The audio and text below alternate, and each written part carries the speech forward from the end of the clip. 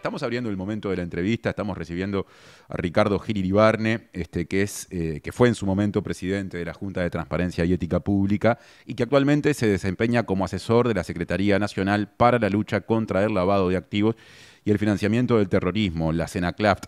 Algo de su actual tarea vamos a abordar sobre el cierre de la entrevista, pero antes vamos a meternos en su mirada con respecto a lo que pasó el jueves pasado, cuando el directorio de la JUTEP aprobó por mayoría un dictamen que establece que no hay incompatibilidades entre el ejercicio de la presidencia de ACE y el desempeño de otros trabajos públicos y privados del actual presidente de ACE, Álvaro Danza. Textualmente dice la resolución: no existe incompatibilidad entre el ejercicio de la presidencia de ACE y el desempeño en cargos docentes de la Facultad de Medicina de la Universidad de la República, así como en funciones profesionales en las instituciones de asistencia médica colectiva del sector privado señaladas en el cuerpo de la presente resolución. Recordemos, Danza asumió en ACE a comienzos de abril, fines de marzo, comienzos de abril, y durante poquito más de 7 meses trabajó en simultáneo como médico consultante en 3 prestadoras privadas y también como docente de clínica médica de la Facultad de Medicina. De todos esos trabajos, desde la semana pasada, se desempeña únicamente en la UDELAR porque renunció a lo que llamamos mutualistas.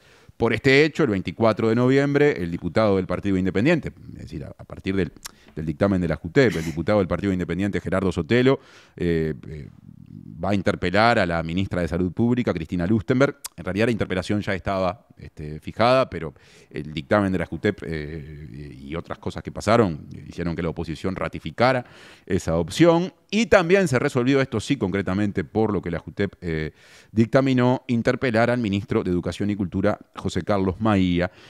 La disconformidad de la oposición se expresa, entre otras cosas, porque la JUTEP tomó la decisión que recién repasamos, cuando, por ejemplo, había un informe de la asesoría letrada, su asesoría letrada, que establecía lo contrario. Puesto el contexto, empezamos la entrevista. Ricardo Gil Iribarne, es un gusto recibirte acá en la mañana de La Diaria. Buen día, muchas gracias. También para mí un gustazo. Sé que venís desde el este, cuando recién leí un mensaje que venía desde Balneario Solís, y la persona que nos escribía, el oyente creo, pensaba en la posibilidad de mojar los pies en el agua. Vi que andabas con ganas de decir que era un día bárbaro, pero bueno, no sé cómo te llevas con la costa y qué tan cerca está. Me llevo espectacularmente bien y estoy sintiendo mucho hoy, por ejemplo. Sí. Hasta el año pasado, un día como hoy, yo planificaba la bajada a la costa. Estoy a 2 cuadras. Claro. ¿No? Y no solo a mojarme los pies.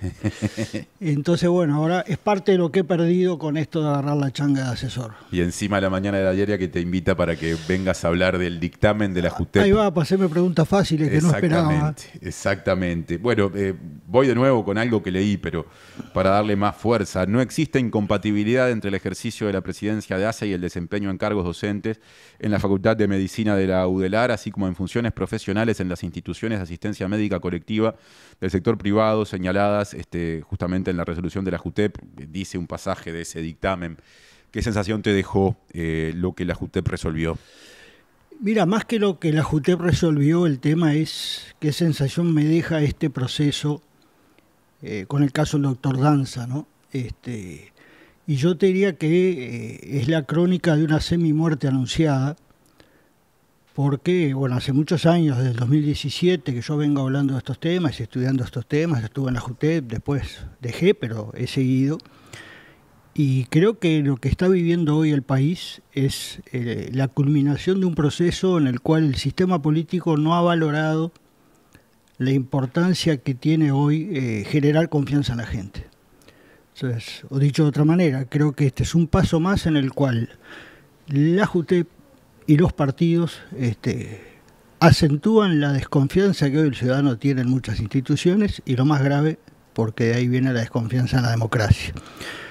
Yo creo que no se ha medido eso, y creo que el origen no es el caso de concreto, sino que el origen es la falta de percepción de los riesgos que esto implica, y un hecho que para mí es grave, que lo señalé hace tiempo ya, que es la partidización, la cuotificación partidaria de los cargos en la JUTEP. Entonces, hoy que algunos reaccionen porque por mayoría se resolvió tal cosa y que mayoría 2-1 resolvió tal otra, esos mismos no se quejaron los últimos 5 años cuando otra mayoría 2-1 también resolvió otras cosas. El problema es que a partir del 2020 se cuotifica los cargos de la JUTEP, el director de la JUTEP, como los de UTE, Antel o lo que sea, y creo que eso es un error gravísimo. Yo lo señalé, te diría, el día que renuncié, en la carta que yo mandé renunciando a la presidencia de la JUTEP. ¿Eso cuándo fue? 30 de marzo del 2020. Ahí son 2 carillas, 1/3 está destinado a este tema. Vos te habías desempeñado durante el anterior gobierno del Frente Amplio y hasta entonces comienzos del gobierno anterior. ¿Cómo era la conformación de la JUTEP cuando vos la presidías? Yo la empecé a presidir no con el gobierno del 2015, sino del 2017, con la señora Matilde Rodríguez de Gutiérrez Ruiz y el doctor Daniel Borrelli. A veces dicen, bueno, pero entonces había un representante del Partido Nacional, un representante del Frente Amplio, que sería yo, y el doctor Borrelli, que era colorado, y se decía colorado, pero había apoyado la candidatura de Tabaré Vázquez. En realidad eso no es cierto. Es decir, ni Matilde representó al Partido Nacional, ni yo representé al Frente Amplio. Nunca el Frente Amplio estudió mi designación, nunca consulté, nunca me dieron una instrucción, y si lo hubieran hecho, les hubiera mandado al diablo.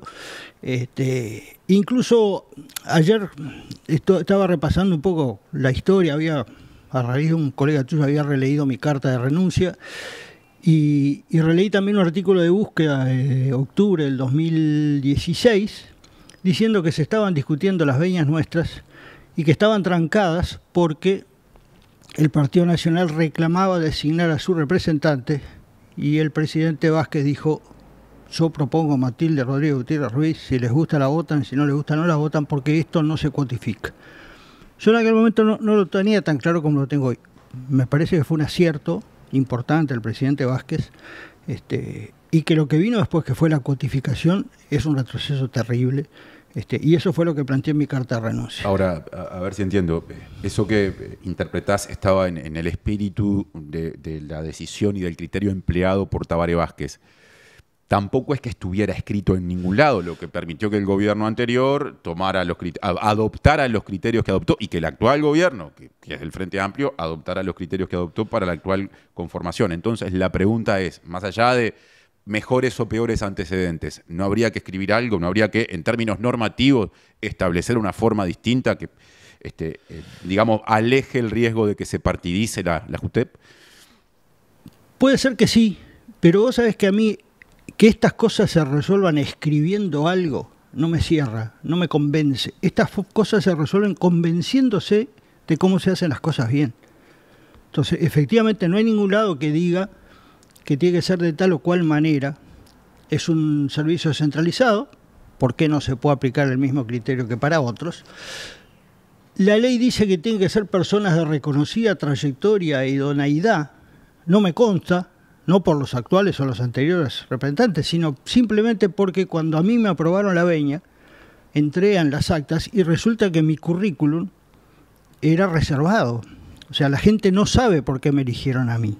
Eso es una barbaridad. Cuando decís la gente, hablas de la opinión pública. El ciudadano. Todo esto hay que mirarlo. El Parlamento sí sabe cuando vota, ¿no? Sabe, se supone que lo leyeron, se supone. Por lo menos lo reciben. Claro. Pero a mí lo que me importa en todo esto no es el sistema político, no son los políticos, es la gente. Lo que yo veo es que hay una brutal desconfianza de la gente en todo esto, que en vez de reconocerla y tratar de encararla, le damos manija para atrás. Está bien, yo entiendo eso, pero digo, si finalmente las que podrían ser mejores prácticas no se consagran en alguna norma, no seguiremos en esta calecita y en esta discusión eternamente. Es decir, si las personas que tienen que decidir o que deben designar y proponerle al Parlamento no tienen una normativa que les obligue a elegir gente con determinada trayectoria en función de una manera más categórica, ¿quién garantiza que no estemos en 5 años discutiendo lo mismo? El tema es, ¿el que esté en una norma lo garantiza? Bueno, habría que ver cómo está escrita la norma, ¿no? ¿Qué pasó con la Institución Nacional de Derechos Humanos, que establece un criterio de selección que no se respetó? Y no pasó nada. Entonces, yo entiendo tu planteo, tendría que estar escrito en algún lado. Ahora, si no estamos convencidos de que el organismo anticorrupción debe estar al margen de las camisetas político-partidarias, por más que lo pongas en la ley, va a haber trampa. Hay decenas de trampas que, por ejemplo, hacen que las normas anticorrupción no se estén cumpliendo. Desde sanciones previstas que no se aplican hasta formas de decidir que no se cumplen. Entonces, yo estoy medio cansado de pensar que una ley es maravillosa y nos resuelve los problemas. Y en este tema, si seguimos pensando que los partidos políticos, lo que les fundamenta su práctica es cuántos votos consigo y cuánto le pego a mi adversario, vamos mal. Yo no me quiero olvidar, Ricardo, del contenido del dictamen de la semana pasada. Pasaremos en instantes nada más a abordarlo. Pero ya que estamos hablando de cómo se puede hacer para que esto cambie a futuro y que surge cierta contraposición entre el criterio que vos marcás y el de quienes impulsan cambios normativos, quiero concretamente plantearte un ejemplo en ese sentido que surgió en las últimas horas. El senador colorado, Pedro Bordaberry, anunció en la red social X que en la sesión de hoy de la Comisión de Presupuestos integrada con Hacienda va a presentar artículos aditivos a la ley de creación de la Junta de Transparencia y Ética Pública. Él habló en la Comisión de Presupuestos, no sé si se refería a la de integrada con Hacienda, pero bueno, lo que está claro es que va a presentar esos artículos aditivos a la ley 19.340 de creación de la Junta de Transparencia y Ética Pública como servicio descentralizado para, según dijo, fortalecer su independencia y prestigio institucional, y lo que va a proponer es que se designen los integrantes o las integrantes a propuesta del Poder Ejecutivo por 2/3 del Senado, y acá capaz que viene lo más importante, que quienes la integren posean una trayectoria jurídica o académica que garantice idoneidad o independencia, haber sido ministros o ministras de la Suprema Corte de Justicia, el Tribunal de lo Contencioso Administrativo, de los tribunales de apelaciones o profesores o profesoras grado 5 en universidades. Eso propone concretamente Bordaberry. Así que damos un pasito más en esto de analizar eventuales cambios, por más que no es lo que vos a priori me parece que estás planteando. ¿Qué te parece este planteo concreto? Mira, por un lado, no solo el senador Bordaberry ha hecho un planteo en ese sentido, otros actores políticos lo han hecho. Si están convencidos me parece buenísimo. ¿A qué voy con si están convencidos? Tuviste 5 años ganando 2-1 y ahora que perdiste 2-1, te diste cuenta que está mal. Entonces yo tengo derecho a desconfiar. Yo soy muy desconfiado y los versos me tienen cansado. Entonces, si es en serio, me parece bárbaro. Que, ya te digo, algunas cosas que están ahí ya están en la ley. La idoneidad, ya está. Acá se agrega un perfil profesional más específico. Sí, ¿no? ahí es donde tengo mis dudas, pero no soy quien para opinar. ¿Y por qué dudas? Y esos son todos abogados. ¿Por qué los abogados son los únicos que en materia de ética y transparencia pueden opinar? Y son solventes. No me conta, acá no se están resolviendo delitos, los delitos se resuelven en el Poder Judicial. Entonces, yo quiero gente confiable. Si vos me preguntás, no te voy a decir nombre, sí, pero yo te puedo decir varios profesionales del Partido Nacional o del Partido Colorado que para mí serían excelentes, y no profesionales también. A ver, yo trabajé 3 años con Matilde Rodríguez. Trabajé maravillosamente bien, creo que es una excelente persona y tiene todos los elementos que a mí me interesan que haya en el directorio de la JUTEP.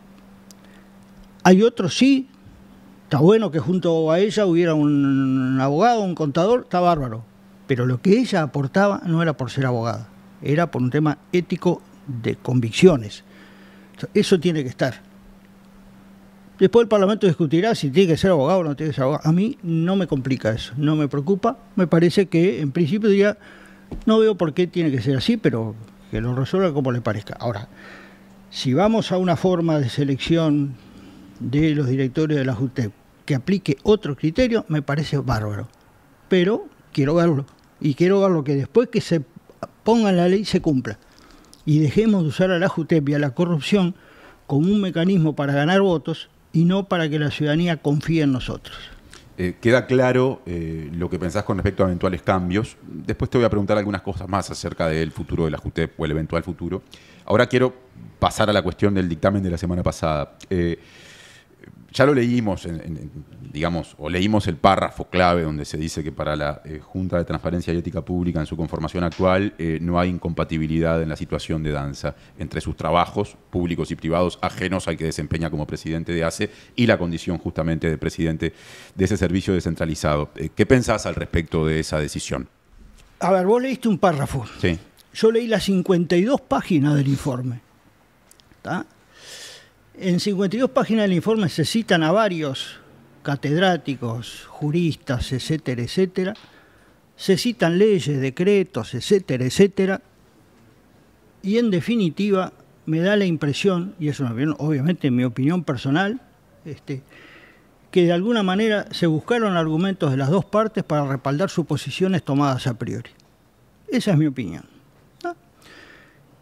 En el plano jurídico, yo soy contador, no me voy a meter porque tengo que contestar 52 páginas. Tengo que decir que se repiten cosas, que hay cosas que no están fundamentadas, que alguien dice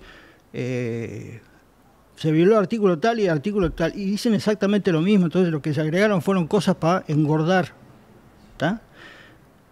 Mi opinión personal va por otro lado, y yo no te voy a decir acá cosas distintas a lo que he dicho en 8 años. Yo creo que hay cosas que son delito, hay cosas que están prohibidas y hay cosas que no están prohibidas pero que no hay que hacer. Y creo que en este caso hubo cosas que no están prohibidas, que no hay que hacer, que está mal hacerlas, que la JUTEP tendría que haber dicho que está mal hacerlas, y no lo dijo ni la mayoría de la JUTEP ni la minoría de la JUTEP. ¿Por qué no lo dijeron? Mi interpretación es que eso que la JUTEP, cuando yo estaba, lo dijo varias veces, hay cosas que no están prohibidas pero no hay que hacer, a los partidos políticos no les gusta, porque les complica la vida, porque implica que el intendente que acomodó a toda su familia, pero no a su hermano, porque respeta la ley que dice que a su hermano no lo puede contratar, pero acomodó a su primo, su sobrino, etc., porque la ley no dice nada.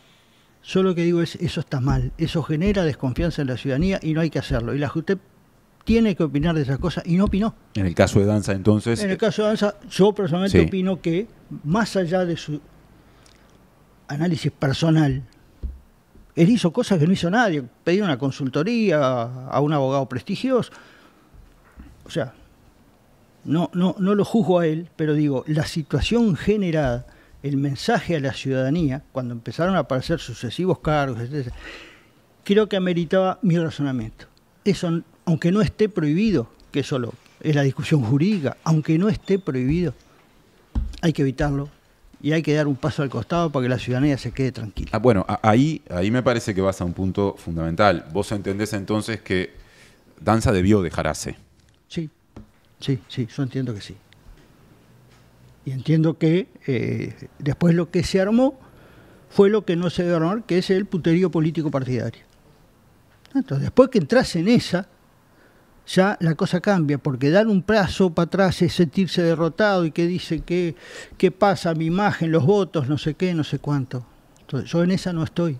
Y lo que veo es que este tema se jugó en esa cancha. A mí esa cancha no me interesa, pero lo que diga más, que a Ricardo Gil no le interesa, no le importa a nadie. Pero creo que eso debilita la confianza de la gente y se suma a muchas cosas que han venido pasando que debilitan la confianza de la gente. Como por ejemplo, que ahora los que acusan a la JUTEP de tal o cual cosa no mencionan ni que en el periodo anterior ganaron 2-1 muchas votaciones, ni que no hubo un solo informe, la JUTEP no publicó un solo informe en 5 años referido a todas las cosas que pasaron en ese periodo en el oficialismo, y que debió haberse expedido. Pero, por ejemplo, ¿cuáles?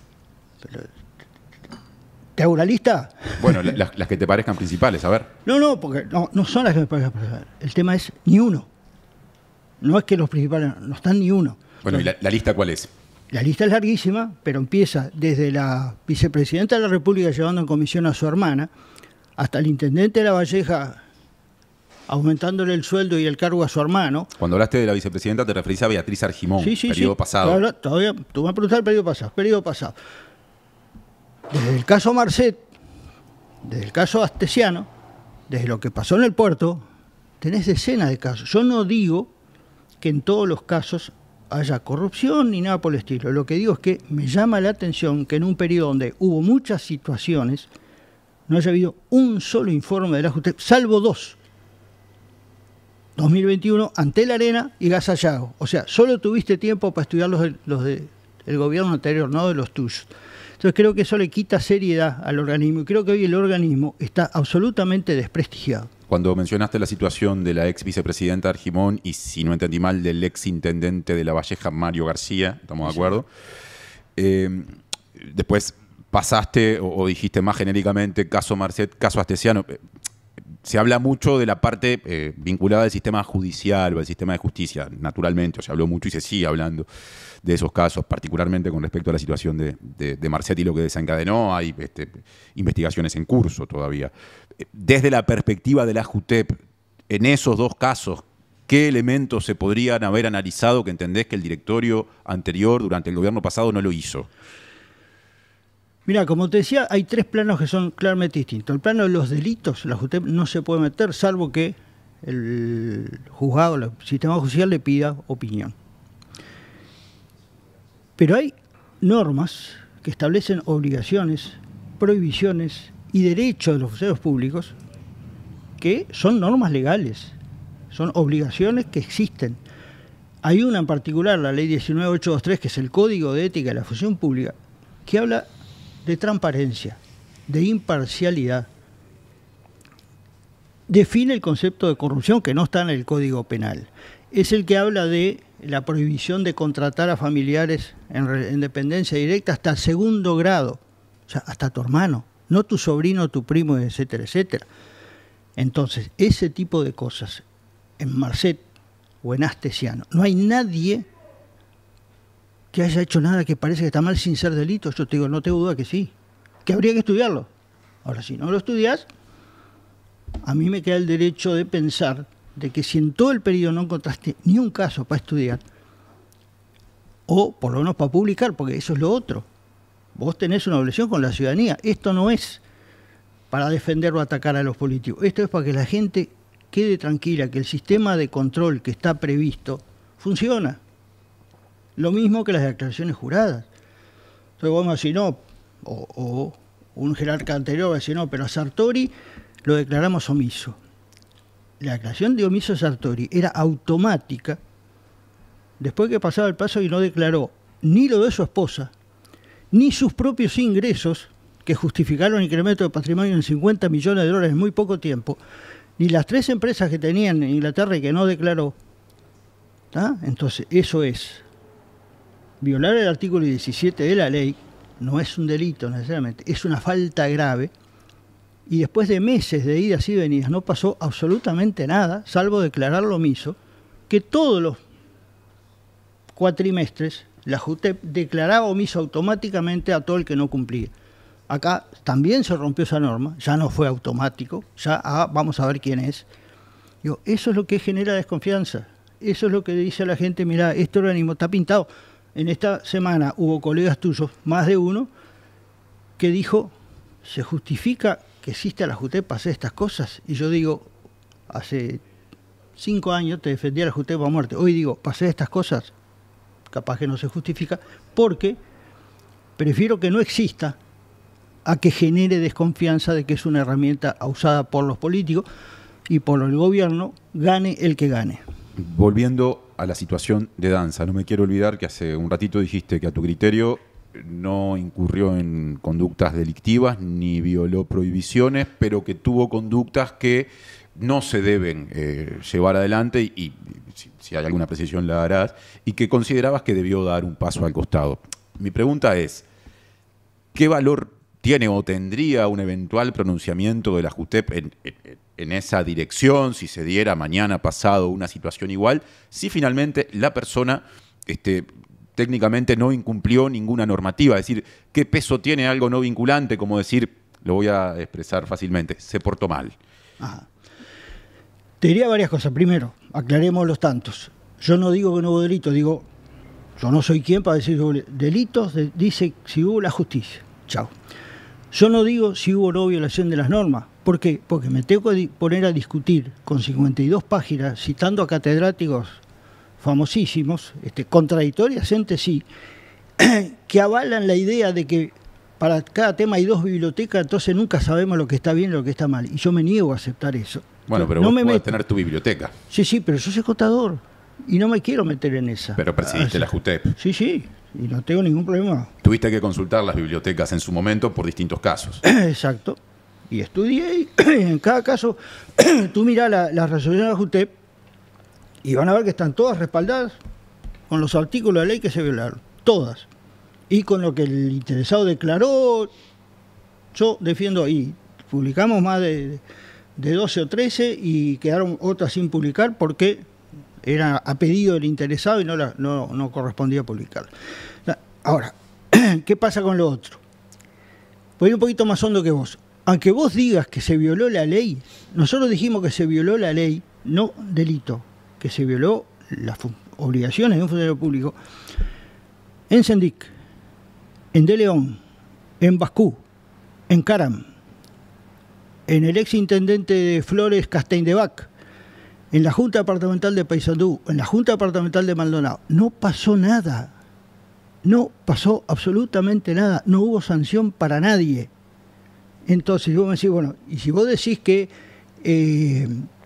no se violó la ley, pero que está mal, yo sé que en el contexto actual, en este sistema donde los partidos piensan en los votos, no va a pasar nada, pero lo tengo que decir.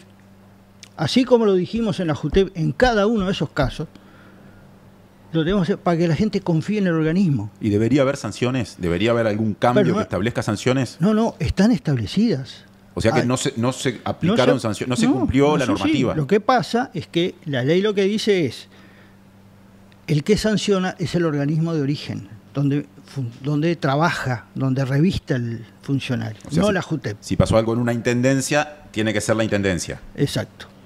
Después hay toda una discusión que, bueno, ¿quién sanciona a un intendente? Yo tengo mi teoría que es difícil sancionarlo. Por estas cosas, viole la ley, si no es delito, viole la ley, o porque está mal, es muy difícil sancionar. Pero en ningún caso que yo sepa hubo una sanción administrativa que es lo que corresponde. Hay algunas, como lo de Sartori, que dice, la ley dice es una falta grave. Lo que hizo él es una falta grave. ¿Qué pasó? Nada, se declaró omiso y se le retuvo la mitad de un sueldo que le importaba poquísimo, etcétera, etcétera. Entonces yo creo que ahí el asunto es, vos no podés entrar como organismo anticorrupción y organismo transparencia y ética, nada menos, en que, bueno, como no va a pasar nada, no lo hago. Tenés que hacerlo y que quede claro que son los partidos los que deciden no hacerlo y que son los organismos dirigidos por representantes de los partidos que deciden no hacerlo. Yo te voy a poner un ejemplo que es de otra cancha, pero que sirve. Nosotros entramos en la JUTEP en el febrero de 2017. En marzo-abril fuimos al Parlamento por una discusión para opinar sobre el tema del delito de abuso de funciones. Estaba en aquel momento el tema de Caloy y Lorenzo, a los cuales se les estaba aplicando ese delito. El Frente Amplio decía que el delito tenía que ser derogado porque era demasiado ambiguo, difuso, etcétera, etcétera. La oposición en aquel momento decía, no, está el delito, hay que dejarlo. En todo caso, hay que rever su texto porque efectivamente es un poco chicloso. ¿Qué fue lo que opinó el director de la JUTEP? Dijimos, no hay que derogarlo, hay que modificarlo. Hubo una discusión muy fuerte ese día, muy fuerte, y en definitiva quedó, o se deroga o se modifica. Pero, discusión dura, o se deroga o se modifica. Los que planteaban derogarlo, 10 años antes decían que había que dejarlo. Los que planteaban modificarlo, 10 años antes, cuando estaba en discusión, otros jerarcas públicos de otro partido decían, no, hay que derogarlo. ¿Ah?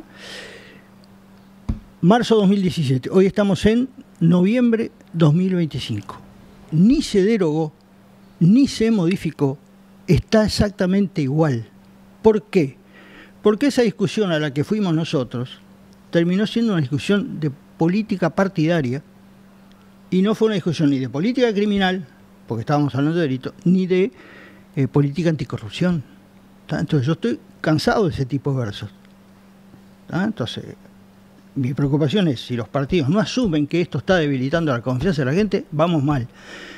Y miremos al resto de la región. Lo que ha pasado en otros lados es eso, cuando la gente empieza a perder confianza, un día sí, un día también, otro también, hasta que al final aparecen los paracaidistas con soluciones mágicas que no solucionan nada, pero que hacen pomada a la democracia. Hoy mencionaste determinadas situaciones que se dieron durante tu gestión, ya hace unos años, al frente de la JUTEP, en las cuales ustedes, en distintos dictámenes, marcaron determinados incumplimientos. de diversas personas en distintos ámbitos, y dijiste que no se aplicaron, o que los organismos en los que esas personas revestían no aplicaron sanciones administrativas. O sea que los pronunciamientos de la JUTEP teóricamente deberían en algunos casos desencadenar esas sanciones administrativas. Para que se entienda qué es una sanción administrativa, qué es lo que no se aplicó, qué podría haber sido la sanción. No, no. A ver, la JUTEP dice, acá, este organismo que está para esto, entiende que se violó esto. Después tenés que hacer un sumario, tenés que ver si es una falta grave, si es una falta leve. Hay casos, como los que tienen que ver con las declaraciones juradas no honestas, no reales, declaraciones juradas de bienes e ingresos que presentan los funcionarios públicos a la JUTEP, que ya la ley dice es falta grave. Entonces, hay que hacer un proceso o diga, bueno, no es un delito, es una falta que comete un funcionario en el ejercicio de su función. ¿Cuál es la sanción? Puede ser una amonestación, una observación, una suspensión. Pero alguien que tiene un cargo político, de confianza política, ¿eso lo abarca? Lo abarca porque la ley abarca absolutamente a todos. ¿Y si hay... Absolutamente a todos, contratados, no contratados, con concurso, sin concurso, que cobren, que no cobren, la ley es amplísima. ¿Y si ocupa un cargo porque lo eligió la ciudadanía con el voto, cuando son cargos electivos? Ahí hay que ver justamente lo que no... Porque vos mencionaste intendentes, por ejemplo. Sí, sí. Claramente no sé, porque te repito, yo no soy abogado. Creo que vos no podés desconocer la representación. Ahora, si un senador de la República no presenta la declaración jurada, la presenta adulterada, cambiada, no respeta la realidad, se supone que el Parlamento tiene sus normas para definir si uno de sus integrantes cometió alguna falta grave, regular o no. El Parlamento las tiene, pero vos pusiste el ejemplo de los gobiernos departamentales, y me pregunto qué pasa ahí cuando un intendente es el cuestionado. Yo te dije ahí también que tengo mis dudas de que quién puede sancionar a un intendente. ¿Por qué? Porque la Constitución dice, y ya viste, estoy casi abogado, que se analiza la situación cuando hay un delito grave o una violación de la Constitución. Acá no estamos hablando ni de delito grave ni de violación de la Constitución. ¿Qué hay que hacer? Y yo creo que hay que hacer por lo menos un mensaje diciendo que un intendente que acomoda a toda su familia, o que acomoda a su hermano, o que le sube el sueldo 70.000 pesos sin que sepamos por qué en 3 días, y eso pasó en Uruguay en el periodo anterior, no puede quedar olímpico chiflando abajo del ceibo. Esa es mi idea. De vuelta a lo mismo. ¿Está en discusión qué hizo o no hizo? No, no está en discusión, eso se hizo. Lo que está en discusión es por qué el ciudadano tiene que aceptar que se hagan esas cosas, porque somos los reyes, porque los políticos son los reyes o porque los funcionarios son los reyes, y no pase nada cuando vos, en tu laburo, y funcionario público, cometés una macana y alguien te tira la oreja. Yo voy a eso. Pasa una vez, pasa 2 veces, pasa sistemáticamente, o pasa esto de ahora, donde hay un tiroteo infernal, y la sensación que me queda a mí, y otros pueden tener opinión, es que fue un tiroteo político partidario donde la ética importó poquísimo. Ricardo, algunas preguntas bien puntuales. Digamos, en la discusión en torno a Danza se invocaron, vos lo dijiste recién, pero quiero mencionar cuáles son, distintas disposiciones, ¿no? Desde el artículo 200 de la Constitución a el artículo 9 de la Ley 18.161, creación de la Administración de los Servicios de Salud del Estado, ACE, como servicio descentralizado, al artículo 26 de la Ley 17.060, que es la ley cristal, ¿no? que rige al funcionariado público. En el caso del artículo 200 de la Constitución de la República, en un momento dice que tampoco podrán quienes integren directorios de, por ejemplo, servicios descentralizados, ejercer simultáneamente profesiones o actividades que directa o indirectamente, 2 palabras que hacen al problema y a la discusión, se relacionen con la institución a que pertenecen. Una vez que se conoció el dictamen de la JUTEP, la actual presidenta Ana María Ferrari de la JUTEP, de alguna forma, al justificar el dictamen, problematizó esto de, bueno, qué alcance tiene lo de directa o indirectamente, ¿no? Y dijo que ante eso, lo dijo en TV Ciudad, el criterio aplicado se basa en que cualquier disposición constitucional que suponga una restricción de derechos, la interpretación tiene que ser estricta, y aquí entendimos que uno de los derechos afectados es el derecho al trabajo, que está garantizado por la Constitución y que la Constitución dice que tiene que ser protegido por la ley. Por ende, se entendió que no había incompatibilidad para que Danza, en paralelo con su tarea de ACE, pudiera trabajar por ejemplo, en las mutualistas, a las que más o menos por esas horas renunció, pero cuando se llegó al fallo eso no estaba arriba de la mesa. ¿Qué te parece esa interpretación, lo del derecho al trabajo? De vuelta vos me querés meter un tema que yo no me voy a meter, que es el fallo desde el punto de vista jurídico. Lo que sí te voy a decir es, como ya te dije antes, creo que las normas no siempre resuelven los problemas hasta el final. Es una barbaridad, pero si yo te digo que el director de UTE tiene un laburo en un taller mecánico donde usa electricidad, vos me podés decir, se relaciona indirectamente con el organismo que preside. Es una barbaridad, es un extremo absurdo. Pero ¿quién fija el absurdo? ¿Quién fija el límite de esa expresión? Yo creo que ahí lo que hay es una no determinación absoluta de ciertos textos legales, y tiene que ser así.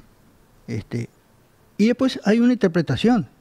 Entonces el problema es cuando la interpretación se hace en forma razonable y pensando no en la relación del funcionario con el Estado, sino en la relación del funcionario con los ciudadanos, que es lo que hay que poner arriba, la confianza que genera y el respeto que genera, está bien.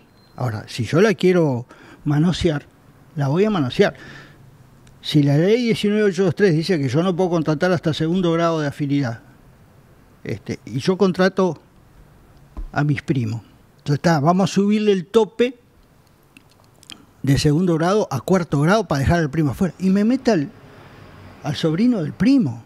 Si no están las cosas claras, no hay artículo de la ley en estos temas que me resuelva el problema. Tengamos en cuenta también que la ley dice cosas que no debería decir. Por ejemplo, que tengo que rendir la plata que me llevé, que no puedo hacer discriminación entre la gente, que tengo que ser transparente, que tengo que fundamentar las decisiones que tomo. Todo eso es de cajón. ¿Por qué lo ponemos en la ley? ¿Por qué desde el año 94 esas cosas se ponen en la ley en todo el país? ¿De qué ley hablas ahí? La ley 19823, el Código de Ética de la Función Pública, establece principios, dice hay que ser transparente, hay que ser imparcial, hay que ser respetuoso. Hay que portarse bien, podríamos resumir. Hay que portarse bien, exacto. Entonces, yo le tengo que decir a un senador de la República, a un director de un ente, señor, hay que portarse bien. Ricardo, un elemento que me parece muy importante. En esta discusión de lo directo, lo indirecto, ¿no?, vinculada al artículo que yo mencioné, sobre todo desde quienes cuestionan el comportamiento de Danza, se dice, bueno, se puede entender que hay una relación indirecta cuando desde ACE se contratan servicios en mutualistas en las que, si bien Danza no está al frente de las dependencias que venden esos servicios, tiene sí, o tuvo hasta hace un tiempo, un vínculo contractual. ¿Te parece atendible esa mirada? Quinta vez que querés que yo conteste algo que no te voy a contestar. Yo, pero es muy sensible eso, Ricardo. Olvidémonos de Danza, está bien, hablemos en abstracto, pero yo quiero una reflexión al respecto. ¿Qué pasa con las compras? Porque ahí hay un tema importante. No, el tema importante es, ¿estaba bien o estaba mal lo que estaba pasando? Yo opino que estaba mal y había que corregirlo. Chau. Es sencillo. Creo que para el ciudadano todo ese tipo de cosas generan dudas razonables. Dudas razonables.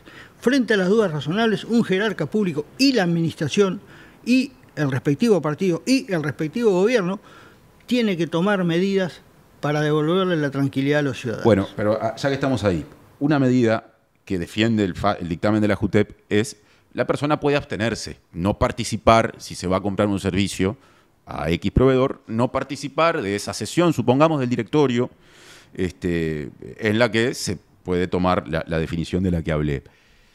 Olvidémonos, insisto, de ACE. Pasa que estamos partiendo de ahí, entonces también es difícil, entiendo, hacer la separación, pero yo creo que es central, por eso insisto con la pregunta. ¿Alcanza con esa actitud? ¿Alcanza con decir, bueno, yo no participo de la discusión? Ahí sí yo te diría, no, para mí no alcanza, es más complicado que eso. Es más complicado que eso porque hay mil formas de hacer las cosas mal si querés hacerlas mal. O sea que ahí capaz que se podría legislar, u otra vez entendés que no son cosas que se resuelvan escribiendo. Otra vez entiendo que no son cosas que se resuelvan escribiendo, si no estamos de acuerdo en qué queremos escribir y por qué este tema es grave, más allá del caso concreto. Yo digo, este tema es gravísimo para el Uruguay, lo tiene que encarar y resolver. Ojalá esa propuesta que vos planteabas, el senador Badarri, o cualquier otra, en mi sentido, hay otra propuesta vieja de reformular a la JUTEP que estaba en el Parlamento, que medio la hacía a semejanza a la Institución Nacional de Derechos Humanos. Digo, la experiencia no es muy buena, que digamos, por cómo se tergiversó esa designación en la Institución de Derechos Humanos, que además depende del Parlamento. Discutamos en serio, discutan en serio, y lleguen a lo más razonable. Pero además, a ver, no aprueben 500 artículos, aprueben 4 y cúmplanlos. Y dejen tranquilo a la gente que acá nadie está currando, nadie está abusando del poder público, porque ahora parecería que el único problema que tenemos es el doctor Danza. Yo, no, acá tenemos muchos problemas, mucho conflicto de intereses sobre el cual hay muy poca legislación, mucho jerarca público que no hace la declaración jurada o que la hace como se le canta, y nadie la controla. Y no me digas, porque te veo venir, que es un problema de recursos de la JUTEP, porque no es cierto. Es un problema de voluntad. Es un problema de voluntad. Te voy a preguntarlo todavía eso. Todavía no, todavía. Te conozco. Igual no nos queda tanto rato, así que hay mucha pregunta que quedará para otra ocasión. Pero tomando otro elemento que generó discusión, el hecho de que los informes jurídicos, o sea, de la asesoría letrada de la propia JUTEP, no sean vinculantes, que también se ha discutido. En particular eso lo puso arriba de la mesa Luis Calabria, que está en el directorio, en la JUTEP, como vocal, representando a la oposición, al Partido Nacional. ¿A vos qué te parece? ¿Entendés que deberían tener otro peso por ser servicios o informes del mismo organismo o no necesariamente? No, yo creo que no necesariamente. Nosotros teníamos informes regulares en todos los casos. No nos pasó nunca tener una diferencia de fondo con un informe, esa es la verdad. Teníamos abogados, algunos de los cuales me consta que eran de partidos políticos que no estaban en el gobierno en aquel momento. Tuvimos una excelente relación, un excelente trabajo, pero creo que en estos casos, como además hay componentes que no son solo jurídicos, el directorio tiene que resolver. Lo que pasa es que sí me parece que eso tiene que ser muy transparente, sobre todo cuando no coincidís. Sobre todo cuando no respetás el informe, que tenés todo el derecho, y está bien que así sea, tiene que ser muy claro por qué no lo hiciste. Pero también eso tiene otro tema. 2 días antes de que se conociera la resolución de la JUTEP, el diario del País publicó el resultado de ese informe. ¿De dónde lo sacó? Entonces, una filtración.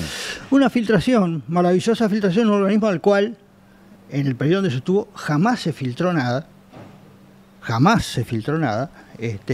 porque había confianza interna en el organismo y hubo unanimidad en general, casi todos los casos, pero además los que pueden filtrar son muy pocos. Acoto que por estas horas una expresidenta de la JUTEP, Dilongo, que estuvo en el gobierno pasado, denunció, hay notas que hablan de que hubo también filtraciones, según dice ella, en favor del ex senador del Frente Amplio, Charles Carrera, durante el periodo pasado. Ese es un lindo ejemplo. El tema es, vos decís que yo filtré, pero mirá que vos también filtraste. ¿Tá? Entonces, ¿esa es la forma de resolver estos temas? ¿Es así? ¿O hay que decir, no, está mal filtrar, no se puede filtrar?